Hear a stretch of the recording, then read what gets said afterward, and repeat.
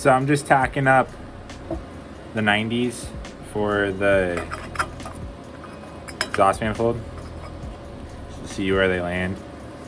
So I'm gonna do that real quick.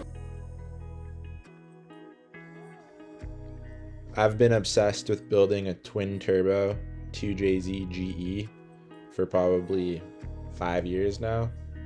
I've done several 2Js in the meantime, all Lexuses single turbo, but I wanted to do twin turbo with these 18Gs.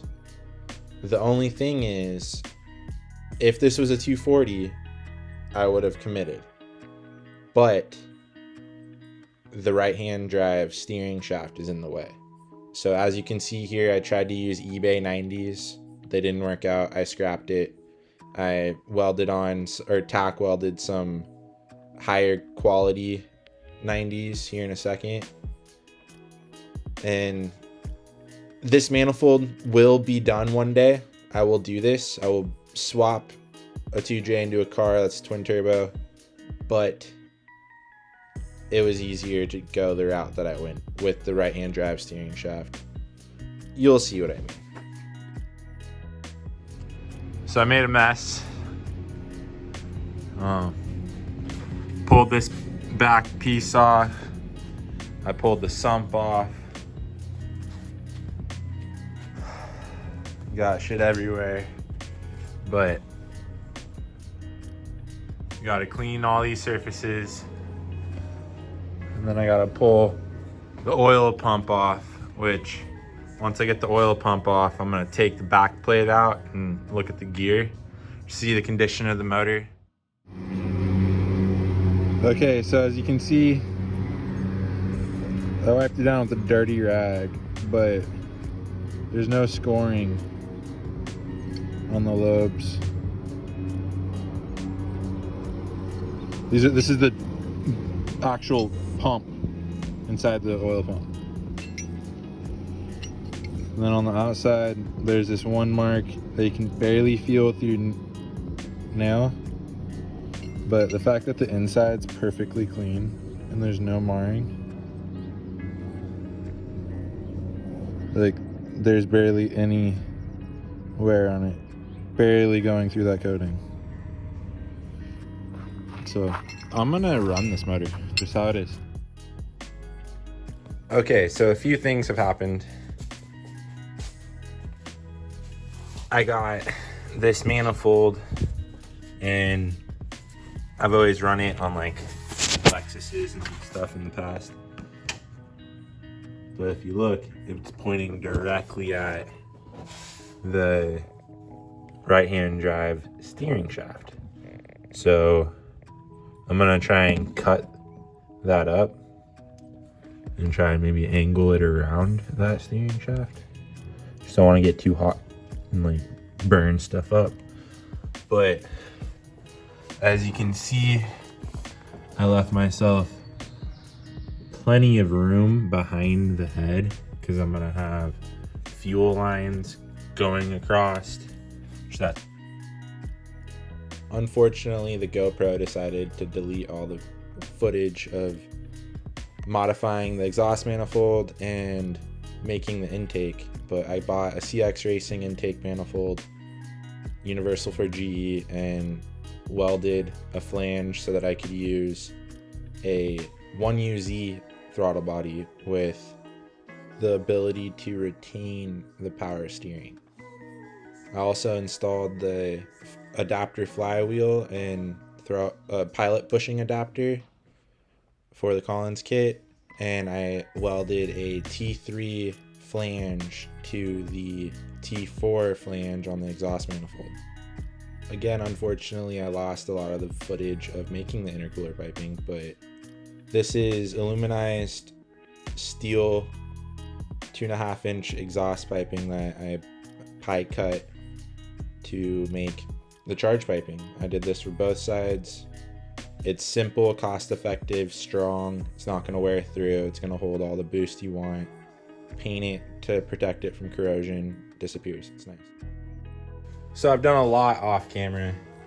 I got intake done, It's not the prettiest thing in the world, but it's gonna work fine. Fits, that's what I care about. I got the charge piping done.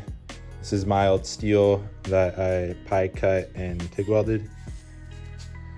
I welded the elbow onto the turbo. I'm not very good at welding with a spool gun. I got this guy done. This was a little bit of a trick because there's a flange here with the 4-bolt, like HKS style wastegate, but my wastegate's different, and it points directly at the right-hand drive steering shaft. So I cut it up a little bit, and then I took a Honda turbo manifold my buddy gave me that was like cracked and chopped it up, and it actually worked out perfect because the ports were like ovalized and it matched this almost perfectly. And then I just used some of the runners to get it around and away from the steering shaft. The wastegate is like, I'm gonna have to take this off to install the manifold, but got that done. I don't know if I showed any of this. Got the exhaust done, which was a little bit of a challenge due to the fact that Toyota and Nissan are opposite side, and I wanted to join up with the stock. Well, the exhaust that was on the car, some JDM aftermarket deal. So that works. It goes under the transmission, goes around. There's not much room with that tranny and the adapter plate and everything, but it fits and it's nice. And then I think that's it for the fab. I got the shifter in. This was crazy. I drilled the spot welds, which I'm terrible at, apparently. I'm awful. First time I ever did it, and that was a nightmare. But I'll make it look nice. So I took the stock piece of sheet metal out. I'm gonna cut it up just a little bit and move it back, because the shifter area, there's enough room. It should work. It shouldn't look too goofy. But I cut, there was on this linkage, there is an extension about that long. It was 2¼ inches. So I cut that out and cut that out of this bracket, which brought it in to where you can see this is where, this is the ring for the boot. And it was up here, it was 2 inches up. So I'm gonna bring it back to right there. And then it's gonna be a little bit offset, but when you have the shift boot on, it shouldn't be terrible. Maybe I can mount my hydro right here to make it make more sense. But now I just gotta pull the motor and trans again, weld this sheet metal back together, paint it. So I'm pulling the interior out right now. And then fab is almost done.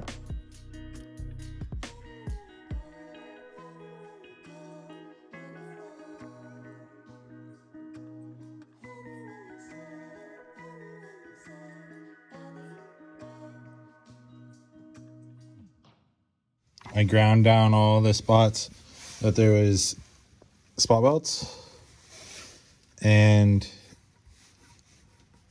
wire brushed it, try and get all the paint off. I need to do a little bit more there. And then I'm gonna go up top. That took forever, but got it all cleaned up.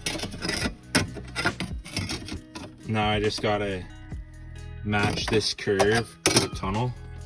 But you know, I might just tack it in place down here,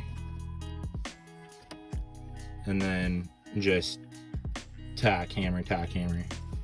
But I'd like this thing to be like fully set up and smooth. It looks good. We'll see how it comes out. It's probably gonna look goofy.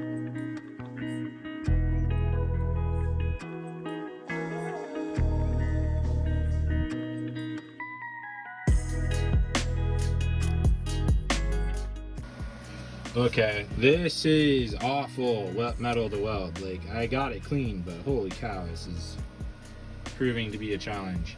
But I got almost all the way welded all the way around. It fits up nice, it's strong, it's hot. I just gotta cut another piece of metal right here and tack it in. And then I don't know if I'm gonna grind that down or just paint it and forget about it. Probably do it. Getting closer. If any of you guys are using a plasma cutter, as you can see on one side I have a C-clamp, the other side the ground, and it just makes it so easy to cut a perfectly straight line with the plasma cutter by hand. Doing it true, like just straight across can be done, but to get a nice clean cut, it's nice to have a guide. So, little tip with the plasma cutter. So here is the final piece that's gonna go up under there. I put it in the vise and just gave it a little bend going each way. And then that's just gonna meet up in there like that. And with some seam sealer on all these welds. I don't know if I should grind those down. They kind of look terrible. They don't kind of, they look terrible. Metals, I don't know, I don't know. But yeah, it's almost done.